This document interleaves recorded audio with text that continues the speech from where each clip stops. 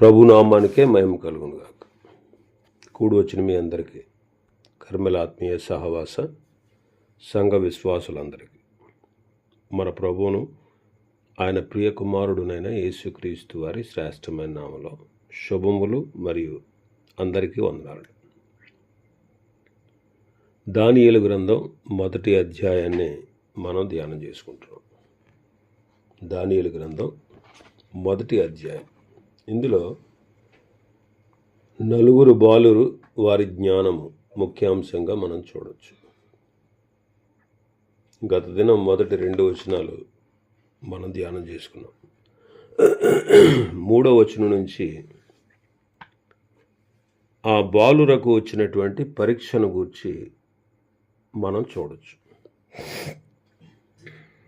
3-4 వచనాలు చదువుదాం. రాజు అష్పెనజు అను నపుంసకుల అధిపతిని పిలిపించి అతనికి ఇలాగూ ఆజ్ఞాపించెను. ఇశ్రాయేలీల రాజవంశములలో ముఖ్యులై లోపము లేని సౌందర్యము, సకల విద్యా ప్రావీణ్యత, జ్ఞానమును కలిగి తత్వజ్ఞానము తెలిసిన వారే రాజు నగరనందు నిలువదగిన కొందరు బాలులను రప్పించి కల్దీయుల విద్యను, భాషను వారికి నేర్పుము. రాజుగారు నెబుకద్నెజరు అష్పెనజు అను నపుంసకుల అధిపతిని పిలిపించాడు. ఇశ్రాయేలీలలో రాజవంశంలో ముఖ్యులై లోపము లేని సౌందర్యము, సకల విద్యా ప్రావీణ్యత, జ్ఞానము కలిగి తత్వజ్ఞానము తెలిసిన వారైన వారు రాజు నగరనందు నిలువదగిన వారు ఎవరైనా ఉంటే వారిలో కొందరిని నువ్వు సెలెక్ట్ చేసి వారికి కల్దీయుల విద్యను, భాషను నేర్పుము అన్నారు. ఈనాడు దేవుడు మనల్ని కూడా ఎన్నుకున్నాడు. మనం ఎలాంటి వారం? కొరింథీయులకు రాసిన మొదటి పత్రికలో పౌలు గారు వివరిస్తూ వచ్చారు. మనల్ని ఏర్పాటు చేసుకున్నటువంటి దేవుడు మనం ఏ రీతిగా ఉన్నాము అనే విషయాన్ని ఒకసారి ఆలోచన చేస్తే, మనము లోకరీతిని జ్ఞానులం కాదు, గనులము కాదు, గొప్ప వంశములు అని పిలువబడే ఆ వంశాల్లో మనం లేము. అలాంటి వారిని దేవుడు పిలవలేదు. కానీ జ్ఞానులను సిగ్గుపరచుటకు లోకమందుండు వెర్రివారిని, బలవంతులైన వారిని సిగ్గుపరచుటకు లోకములో బలహీనులైన వారిని దేవుడు ఏర్పరచుకున్నాడు. ఎన్నికైన వారిని వ్యర్థము చేయుటకు లోకములో నీచులను, తృణీకరింపబడిన వారిని, ఎన్నిక లేని వారిని దేవుడు ఏర్పరచుకొని ఉన్నాడు. ఎందుకంటే సాతాను జ్ఞానులను అజ్ఞానులుగా చేసేవాడు. చూడండి, చాలామంది జ్ఞానం కలిగిన వారు, ప్రజ్ఞ కలిగిన వారు, గొప్ప విద్య కలిగిన వారు, గొప్ప టాలెంట్ ఉన్నవారు, వారిని సాతాను పట్టి వ్యభిచారానికి, త్రాగుడికి అలవాటు పడి వారు అజ్ఞానులుగా మారిపోయేటట్లుగా వాడు చేస్తాడు. లోకరీతిగా జ్ఞానం లేని వారిని ప్రభు పిలిచి వారిని జ్ఞానవంతులుగా, బోధకులుగా తయారు చేశాడు.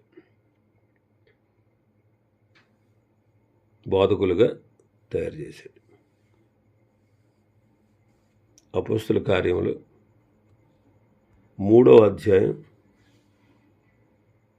6వ వచనంలో అంటాడు పేతురు గారు, వెండి బంగారములు మా దగ్గర లేవు, కానీ మాకు కలిగినదే మీకు ఇచ్చుచున్నాం. నజరేయుడైన యేసుక్రీస్తు నామమున నడువుమని చెప్పి వాడి కుడి చేయి పట్టుకుని లేవనెత్తి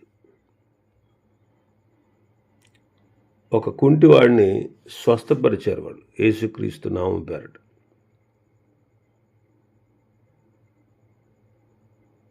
దేవుడే తన కుమారుడైన యేసుక్రీస్తు నామమున వీడిని స్వస్థపరిచాడని ధైర్యంగా అక్కడున్న యూదులకు చెప్పారు.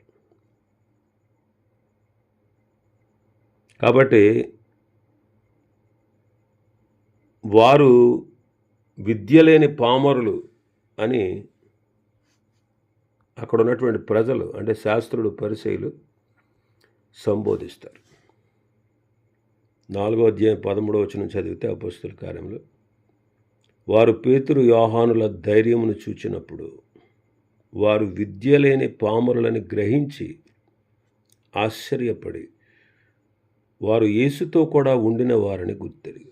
వారు విద్య లేని పామరులు అంటే సామాన్యులు, పెద్ద జ్ఞానం వాళ్ళకి లేదన్నమాట. అంటే పండితులు కాదు. విద్య లేదంటే అసలు చదవలేదని కాదు, వాళ్ళు చదువుకున్న చదువు చాలా తక్కువ, పెద్ద చదువేం లేదు, చదవరలేం కాదు వాళ్ళు. కాబట్టి పండితులు కాదనమాట. శాస్త్రులు, పరిసయ్యులు పండితులు. కాబట్టి వాళ్ళు విద్య లేని పామరులని, అలాంటి వారిని దేవుడు చక్కటి జ్ఞానులుగా, మంచి బోధకులుగా సిద్ధపరిచారు. వారి ధైర్యాన్ని చూసి అక్కడ ఉన్నటువంటి అధిపతులు ఆశ్చర్యపడ్డారు. ఇంకా మనం 5వ వచనంలో, మన భాగంలో 5వ వచనంలో చూస్తే 5వ వచనం, మరియు రాజు తాను భుజించు ఆహారంలో నుండి, తాను పానము చేయు ద్రాక్షారసములో నుండి అనుదిన భాగము వారికి నియమించి 3 సంవత్సరములు వారిని పోషించి పిమ్మట వారిని తన ఎదుట నిలవబెట్టినట్లు ఆజ్ఞ ఇచ్చారు. రాజుగారు ఏమన్నాడంటే, రాజు భుజించే భోజనం ఆహారంలో నుండి, తాను పానము చేసే ద్రాక్షారసంలో నుండి అనుదిన భాగము వారికి నియమించాలి. 3 సంవత్సరములు వారిని పోషించాలి. ఆ తర్వాత తీసుకొచ్చి తన ఎదుట నిలబెట్టాలని ఆజ్ఞ ఇచ్చారు. రాజు భోజనం అంటే చాలా విలువైనది, బలమైనది, రుచికరమైనది. అది శరీరానికి ఎంతో బలాన్ని ఇచ్చేది. మరి ఈనాడు మనకు ఆత్మీయంగా బలాన్ని ఇచ్చేది దేవుని యొక్క వాక్యం. దేవుని యొక్క వాక్యం. మనం ఆత్మీయంగా బలపడాలంటే, ఆత్మీయంగా బలవంతులుగా ఉండాలంటే దేవుని యొక్క వాక్యము మనకు బలం ఇచ్చేది. మన ఆత్మకు బలాన్ని ఇచ్చేది దేవుని యొక్క వాక్యం. కాబట్టి దాన్ని మనం అపేక్షించాలి.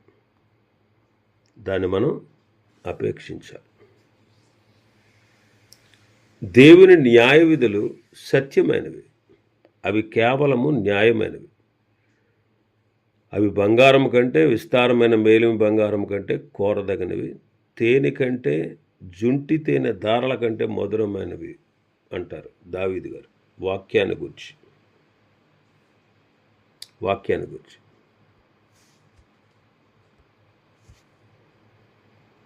యెహెజ్కేలు గ్రంథంలో మనం చూస్తే 3వ అధ్యాయంలో మొదటి 3 వచనాలు చూస్తే ప్రభు యెహెజ్కేలుతో మాట్లాడుతూ, నరపుత్రుడా, నీకు కనబడిన దానిని భక్షించుము, ఈ గ్రంథమును భక్షించి ఇశ్రాయేలు వద్దకు పోయి వారికి ప్రకటన చేయము. అప్పుడు భక్తుడు నోరు తెరవగా ఆయన గ్రంథాన్ని తినిపించాడు. అప్పుడు ప్రభు అంటారు, నేనిచ్చి ఈ గ్రంథము ఆహారముగా తీసుకొని దానితో నీ కడుపు నింపుకొనుమని నాతో సెలవేయగా నేను దాన్ని భక్షించి తిని అది నా నోటికి తేనె వలె మధురముగా ఉండెను. కాబట్టి గ్రంథమును భక్షించాడు, ఆహారముగా తీసుకొని దానితో కడుపు నింపుకున్నాడు. కాబట్టి దేవుని వాక్యం మన హృదయాలను నింపుకోవాలి. వాక్యములో బలం ఉంది, వాక్యములో జీవం ఉంది. అందుకే యవనస్తులారా, మీరు బలవంతులు, దేవుని వాక్యం మీ యందు నిలుచుచున్నది, మీరు దుష్టుని జయించి ఉన్నారు అంటారు. కాబట్టి వాక్యములో బలం ఉంది. దుష్టుని ఎదిరించి జయించే శక్తి ఉంది. అలాగే ప్రార్థనలో కూడా బలం ఉంది. యెహోవా కొరకు ఎదురు చూచువారు నూతన బలం పొందుతారు అంట.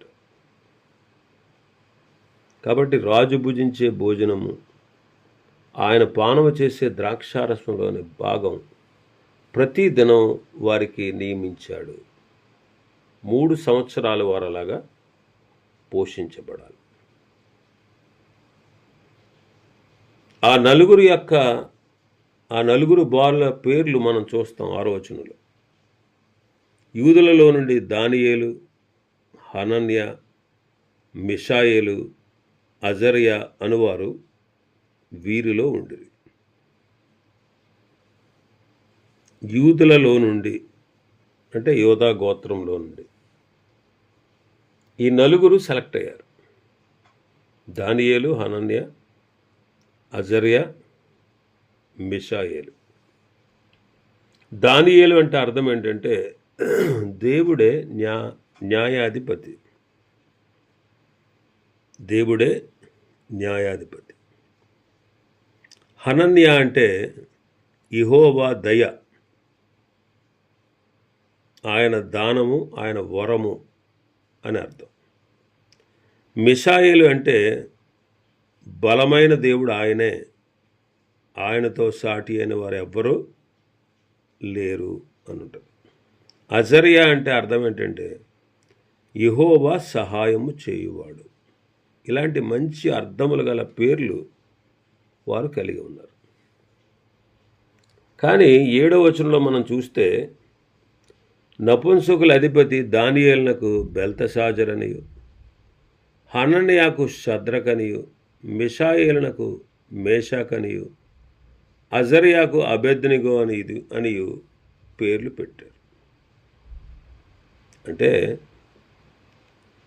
ఇలాంటి మంచి అర్థాలు కలిగిన పేర్లు మార్చేసి వారి దేవతలకు సంబంధించిన పేర్లు పెట్టారు. దానియేలుకు బెల్తషాజర్ అన్నారు. బేల్ అంటే బాబేలు.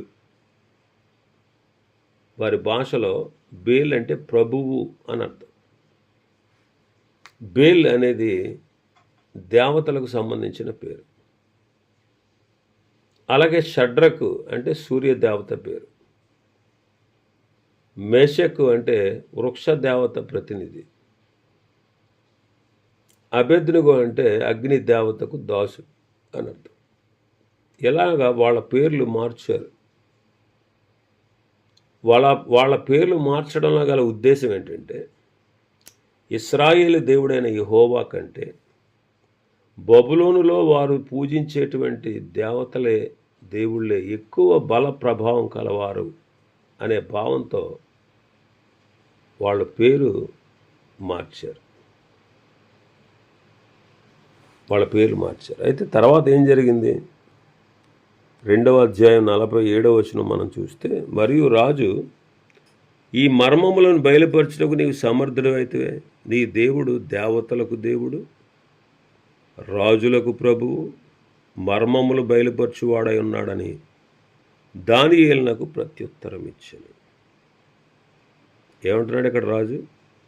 నీ దేవుడు దేవతలకు దేవుడు, రాజులకు ప్రభు, మర్మములు బయలుపరచువాడు. 4వ అధ్యాయంలో కూడా 4వ అధ్యాయం 34వ వచనం మనం చదివితే 34, ఆ కాలము గడిచిన పెంబట నెబుకద్నెజరు, నేను మరలా మానవ బుద్ధి గలవాడని నా కండ్లు ఆకాశము తట్టు ఎత్తి చిరంజీవియు సర్వోన్నతులకు దేవుని స్తోత్రము చేసి ఘనపరిచి స్తుతించి తిని, ఆయన ఆధిపత్యము చిరకాలం వరకు, ఆయన రాజ్యము తరతరములకు ఉన్నవి. భూనివాసులందరూ ఆయన దృష్టికి ఎన్నికకు రానివారు. ఆయన పరలోక సేన ఎడలను భూనివాసుల ఎడలను తన చిత్తము చొప్పున జరిగించువాడు. ఆయన చేయి పట్టుకుని నీవేమి చేయుచున్నావని ఆయనతో చెప్పుటకు ఎవ్వడనూ సమర్థుడు కాదు. ఆ సమయం అందు నా బుద్ధి నాకు మరల వచ్చెను. రాజ్య సంబంధముకు ప్రభావమును నా ఘనతయు నా తేజస్సు నాకు కలిగెను. నా మంత్రులను నా క్రింది అధిపరులు నా యొద్ద ఆలోచన చేయవచ్చిరి. నా రాజ్యము నాకు స్థిరపడగా నేను మరి ఎక్కువ ఘనత నొంది తిని. ఎలాగున్న నెబుకద్నెజరు నేను పరలోకపు రాజు యొక్క కార్యములన్నీ సత్యములను, ఆయన మార్గములు న్యాయములై ఉన్నవనియు, గర్వముతో నటించువాని ఆయన అనపశక్తుడనియు ఆయనను స్తుతించుచు కొనియాడుచు గణపరుచుచున్నాను అన్నాడు. గణపరుచుచున్నాను. కాబట్టి ఇక్కడ గమనించండి, వాళ్ళ పేర్లు మార్చారు. అంటే అర్థం ఏంటంటే, వాళ్ళ దేవుడి కంటే, వాళ్ళ దేవుడని యెహోవా కంటే మేము పూజించే దేవుళ్ళు దేవతల యొక్క గొప్పతనం చాలా ఎక్కువ అని ఎంచినటువంటి రాజు తానే స్వయంగా ఏమన్నాడు, నీ దేవుడు దేవతలందరికంటే ఉన్నతమైన వాడు అన్నాడు. దానియేలు జీవిత చరిత్రను మనం చదివితే అనేక విషయాలు మనకు ఇలాంటివి అవగతమవుతాయి. చెరలోనికి పట్టబడిన వాడిలో ఒకడు దానియేలు. యూదుల యొక్క అక్రమాన్ని బట్టి దేవుడు వారిని నెబుకద్నెజరు చేతికి అప్పగించాడు. కనుక వారితో ఆ నెబుకద్నెజరు యొక్క చెరలోనికి వెళ్ళిన వాడిలో దానియేలు ఉన్నాడు. అలా అక్కడికి వెళ్ళితేనే కానీ ఈ గ్రంథం రాయడానికి అవకాశం లేదనమాట. మరి చెరలో ఉన్న వాళ్ళు కూడా ఎలా చేయగలరా అంటే, అవును, దేవుడు తోడై ఉంటే ప్రతికూలతల్లో కూడా భక్తులు వర్ధిల్లుతారు. వెలిచూపును బట్టి చూస్తే దానియేలు చెర కింద ఉన్నాడే కానీ చెర లోపల దానియేలు స్వతంత్రుడే. ఇందుకు దేవునికి స్తోత్రం. ఇతడు యవనస్తుడే, ఒక సామాన్యమైనటువంటి వాడే, అయితే ముఖ్యుడు కూడా. యోధా గోత్రానికి చెందిన యోధా రాజవంశంలో ముఖ్యుడు. అతడు భక్తిపరుడు, దేవునికి విధేయత చూపినవాడు, యెహోవాను హత్తుకున్నవాడు. బాలుడైనప్పటికీ, యవనసుడైనప్పటికీ, వృద్ధుడైనప్పటికీ అన్ని కాలాల్లో అతడు దేవుని పరిశోధనలకు, రాబో పరిశోధనలకు చక్కగా నిలిచాడు. మరి ఏ వయసులో ప్రభువును హత్తుకొని ఉన్నాడో విపులంగా ఇందులో రాయబడలేదు, కానీ బాలుడైనప్పటి నుంచి కూడా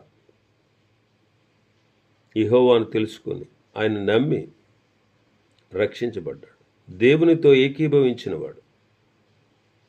తాను పాపినని, నరకానికి పాత్రుడని, కేవలం దేవుడు మాత్రమే తనను విడిపించగలడని, దేవుడు మాత్రమే తనను అంగీకరించగలడని, ఆయన కృప మీద ఆధారపడి రక్షణ పొందినవాడు. ఆ వివరాలన్నీ పరిశుద్ధ గ్రంథంలో రాయబడలేదు, కానీ మొదటి అధ్యాయంలోనే అతడు బాలుడై ఉన్నప్పుడు సహా రాజుగారి భోజనం తినకుండా యెహోవా కొరకే నిలిచేదమని తీర్మానించుకున్నట్లు మనకు కనపడతా ఉంది. అంటే ఆ వయసులోనే తన మనస్సును మార్చుకొని, మారు మనసు పొంది, దేవుణ్ణి కలిగి రక్షణ పొంది ఉన్నాడని మనకు తెల్లమవుతుంది.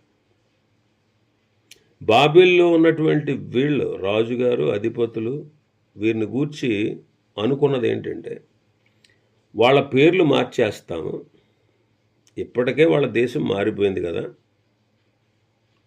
వీళ్ళ పేర్లు మార్చేసి వీరికి మా భాషను, విద్యను నేర్పుతూ దానితో కూడా మేము తినే భోజనాన్ని వీరికి తినిపిస్తే యూదులైన వీరు సులభంగా మా మతంలోనికి మారి దాన్ని అవలంబించి త్వరలోనే మాతో కలిసిపోయి బబులోని వారైపోతారు అని పూర్తిగా నమ్మారు.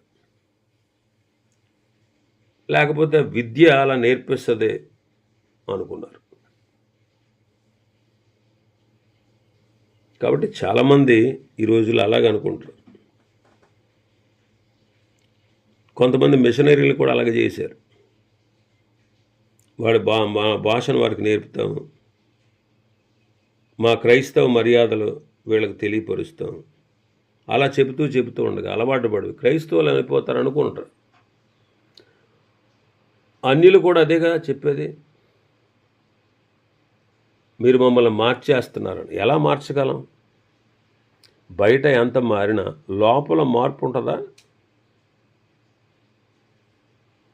కాబట్టి మనం ఇలాగనుకుంటాం, కొన్నిసార్లు అన్యులు కూడా ఇలాగనుకుంటారు. కానీ క్రీస్తు సువార్తను ప్రకటించుట చేత అన్యులకు దేవుని యొక్క వాక్య సత్యాలను బోధపరిస్తే ఆ వాక్యము ద్వారా పట్టబడి క్రీస్తుని గురించి నమ్మి రక్షించబడతారు. ఇది సరైన విధానం. ఈ బబులోను వారు దానియేలుతో మరి 3 మనుషులను చేర్చి వాళ్ళని మార్చేద్దాం అని అనుకున్నారు. కానీ వాళ్ళు దానికి సమ్మతించలేదు. దానియేలు దానికి ఎదురు నిలిచి సమ్మతించకుండా, బాబు, రాజుగారు తినే భోజనం, రాజుగారు పానం చేసే ద్రాక్షారసం మాకు వద్దు అని దానిని వద్దు అని దానియేలు ఉద్దేశించాడు. 8వ వచనంలో అదే చూస్తాం. రాజు భుజించు భోజనమును పానము చేయ ద్రాక్షారసమును పుచ్చుకొని తన్ను తాను అపవిత్రపరచుకోకూడదని దానియేలు ఉద్దేశించి తాను అపవిత్రుడు కాకుండానట్లు వాటిని పుచ్చుకొనకుండా సెలవిమ్మని నపుంసకుల అధిపతిని వేడుకున్నాడు. తీర్మానించుకున్నాడు. ఉద్దేశించాడు అంటున్నాడా? రాజు భుజించే భోజనము భుజించి అపవిత్రుడు కాకూడదు అనుకున్నాడు. ఎందుకు రాజు తినే భోజనం వద్దన్నాడంటే, రాజు తినేటువంటి భోజనం ముందు విగ్రహాలకు అర్పితమవుతుంది. విగ్రహాలకు అర్పిస్తారు. మరి విగ్రహార్పితమైనది ఏది యూదులు తినరు.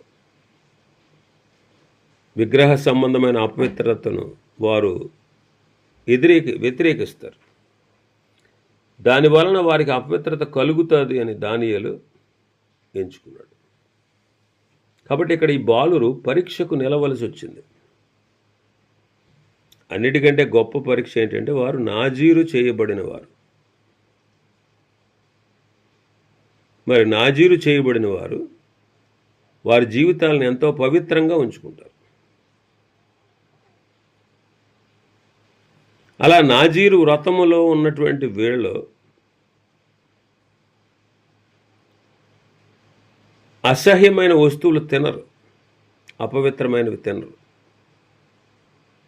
అదే కాలంలో బాబిలులో ఉపయోగించబడిన మాంసము విగ్రహార్పితమైనది.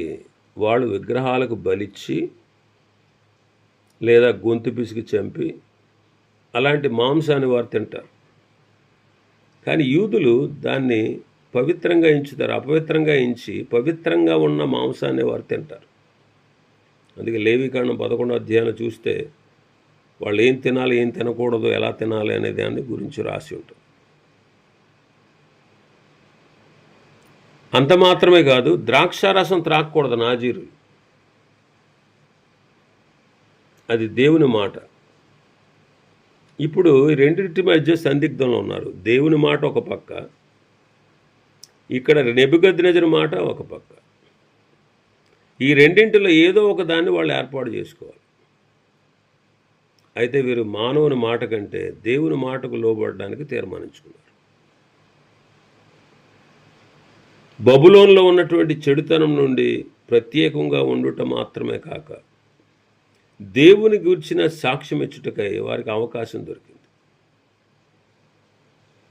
నెబుకద్నెజరు, బెల్షజరు, అన్యజన ప్రభుత్వాలు వాటన్నిటిని గూర్చి, ప్రభువు 2వ రాకడను గూర్చి తన చిత్తాన్ని తెలియజేయడానికి దేవుడు దానియేలును ఎలా వాడుకున్నాడో ఈ గ్రంథంలో మనం చూడవచ్చు. దానియేలు భక్తుడే. ఎటువంటి భక్తితో తానున్నాడో తెలుస్తాం. ఇప్పుడు పరాయి దేశంలో ఉన్నాడు. పరాయి దేశంలో ఉన్నప్పుడు తన జనులు ఎవరు పెద్దగా తనతో ఉండరు. లేకపోయినా దేవునికి భయపడుతున్నాడు. అపవిత్రతను అంటించుకోకుండా ఉండాలి అనేది అతని యొక్క తీర్మానం. ఆ భోజనం వల్ల అంటుపడకూడదని తలంచి తన పై అధికారిని బతిమాలుకున్నాడు, వేడుకున్నాడు, నపుంసకుల అధిపతిని వేడుకున్నాడు. పాత తర్జుమాలో బతిమాలుకున్నాడు అండ్ ఉంటుంది. అంటే దానియేలుకు భయంగా ఉంది కాబట్టి అట్టి తీర్మానం చేసుకుని గట్టిగా పోరాడాడు.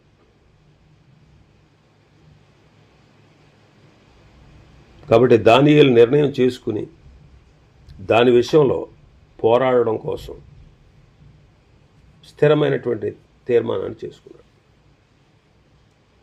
ఈనాడు భోజన సంబంధమైన అపవిత్రత గురించి క్రొత్త నిబంధన సంబంధమైన మనతో మాట్లాడట్లేదు, కానీ మనం వ్యక్తిగత జీవితంలో పరిశుద్ధంగా జీవించాలి. వ్యక్తిగత జీవితంలో అంటే జీవన విధానంలో మనం మాట్లాడే మాట, చూసే చూపు, ఆలోచించే ఆలోచన, హృదయం యొక్క అంతరంగంలో ఉండేటువంటి గుణగణాలు, మనం చేసే పనులు, మనం నడిచేటువంటి నడతలో మనం పరిశుద్ధంగా జీవించాలి. అది విగ్రహ సంబంధమైన అపవిత్రత నుంచి, విగ్రహ సంబంధమైన ఆహారము, అలాగే ద్రాక్షారసము త్రాగి వారి జీవితాలను అపవిత్రపరుచుకోకూడదు అని వాళ్ళు అనుకున్నారు. యూదులు అంత పవిత్రంగా ఉండేవారు. ఆ పవిత్రమైన ఆచారాలు అన్నమాట. ఆ పవిత్రమైన ఆచారాలు వాళ్ళు ఆచరించేవారు. మరి ఈనాడు మనకు ఆచారాలు కాదు, కానీ మనము మన వ్యక్తిగత జీవితంలో మన నడవడిక అంతా కూడా పరిశుద్ధంగా ఉండాలి. ఎందుకంటే మన దేవుడు పరిశుద్ధుడు. ఆయన నమ్మినటువంటి మనల్ని ఆయన పరిశుద్ధులుగా తీర్చాడు. మీరు పరిశుద్ధులు అని తీర్చేశాడు. ఇప్పుడు పరిశుద్ధులుగా ఎంచాడు కాబట్టి ఇప్పుడు మనం పరిశుద్ధులుగా మారాలి. పరిశుద్ధులుగా ఆయన ఎంచాడు, మనం ఏం చేయాలి? పరిశుద్ధులుగా మారాలి. ఇప్పుడు పాలు తోడంటేసేటప్పుడు అందులో పెరుగేస్తారు. ఒక స్పూను, 1 లీటర్ పాలు అనుకోండి, దాన్ని వేడి చేసి చల్లార్చే ముందు గోరువెచ్చగా ఉన్నప్పుడు పెరుగేస్తారు. ఇప్పుడు అది ఏం చేయాలి? లోపల నుండి వెలుపలకి మరుసటి దినం కల్లా ఏమవ్వాలి? పెరుగుగా మారిపోవాలి. అలాగే ప్రభు పరిశుద్ధుడు, మనల్ని పిలిచాడు. ఎందుకు పిలిచాడు? పరిశుద్ధులుగా ఉండడానికే పిలిచాడు. పరిశుద్ధులుగా ఉండడానికే పిలిచాడు. పరిశుద్ధులుగా ఎంచాడు, పరిశుద్ధులుగా ఉండడానికే పిలిచాడు. కాబట్టి మనం కూడా ఎలా ఉండాలి? పరిశుద్ధులుగా ఉండాలి. పరిశుద్ధులుగా ఉండాలి. పేతురు మొదటి పత్రికలో అదే అంటాడు. మొదటి అధ్యాయం 14వ వచనం నుంచి, నేను పరిశుద్ధుడని అన్నాను కనుక మీరు పరిశుద్ధులై ఉండని వ్రాయబడి ఉన్నది. కాగా మీరు విధేయులకు పిల్లలై మీ పూర్వపు అజ్ఞాన దశలో మీకుండిన ఆశలను అనుసరించి ప్రవర్తింపక మిమ్మల్ని పిలిచిన వాడు పరిశుద్ధుడైన ప్రకారము మీరును సమస్త ప్రవర్తన యందు పరిశుద్ధులై ఉండుడి. సమస్త ప్రవర్తన యందు పరిశుద్ధులుగా ఉండాలి. తెస్సలోనికైలకు రాసిన మొదటి పత్రిక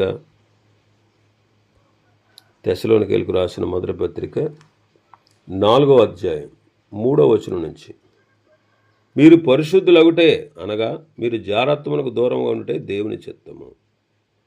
మీలో ప్రతివాడును దేవుని ఎరగని అన్ని జనుల వల్ల కామాభిలాష ఎందు కాక పరిశుద్ధత ఎందు ఘనత ఎందు తన ఘటమును ఎట్లు కాపాడుకొనవలన అది ఎరిగి ఉండుటే దేవుని చిత్తము. ఈ విషయం మంది ఎవడును అతిక్రమించి తన సహోదరునికి మోసము చేయకుండా వలన. ఎందుకనగా మేము పూర్వం మీతో చెప్పిన సాక్ష్యం ఇచ్చిన ప్రకారం ప్రభువు వీటన్నిటి విషయమై ప్రతిదండన చేయువాడు. పరిశుద్ధులగుటకే దేవుడు మనల్ని పిలిచిన కానీ అపవిత్రులుగా ఉండుటకు పిలువలేదు. కాబట్టి ఆయనే మనల్ని సమాధానకర్తకు దేవుడే మనల్ని సంపూర్ణంగా పరిశుద్ధపరుస్తాడు. మన ఆత్మ, మన జీవం, మన శరీరం ఆయన రాకడ యందు నిందారహితంగా సంపూర్ణులుగా ఉండినట్లు కాపాడుతాడు. కాబట్టి మనం పరిశుద్ధులుగా జీవించాలి. మీలో జారత్వమే కానీ, ఏ విధమైన అపవిత్రతే కానీ, లోభత్వమే కానీ వీటి పేరైనా ఎత్తకూడదు. ఇదే పరిశుద్ధులకు తగినది. కృతజ్ఞతావచనం ఉచ్చరించాలి కానీ బూతులైన, పోకిరి మాటలైన, సరసోక్తులైన ఉచ్చరించకూడదు, ఇవి మీకు తగదు అంటారు. కాబట్టి దేవుని బిడలుగా మనం పరిశుద్ధులుగా జీవించాలి. మరికొన్ని విషయాలు ఈ అధ్యాయంలో ఉన్నాయి. ప్రభు చిత్తమైతే రేపటి దినం వాటి ధ్యానం చేసుకుందాం. దేవుడి వర్తమాన వాక్యాన్ని మన వినికిడిలో ఆశీర్వదించునుగాక. ఆమేన్. ప్రార్థన చేసుకుందాం.